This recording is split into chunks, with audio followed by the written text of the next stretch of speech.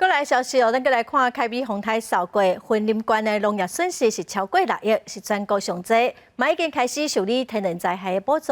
另外，伫云林的沿海哦，因为停电，饲粉药的温呐，莫达无法度放哦，农民是真烦恼，讲水质会受到影响，粉药啊会无通收。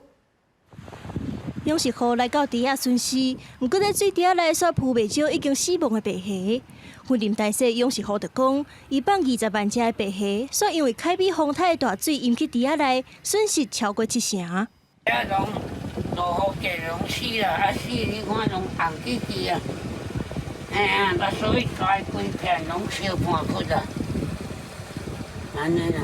阁有饲蛤蟆养殖户讲，文港新兴养殖区的电火条啊去互强风扇断去，3、4天后才恢复供电。有要挖200公顷的温呐，莫达袂行，无法度换水，听讲因地的灾损真严重，赶紧抢修。啊，主要是抢修。安怎讲？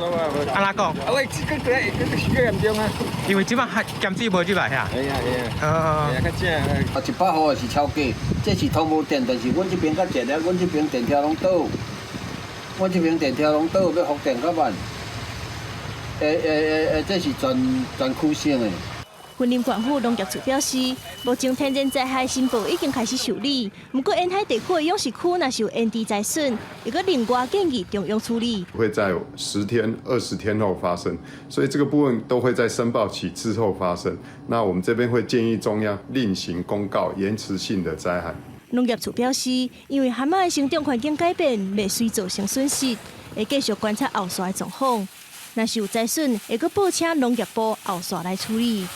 记者综合报道。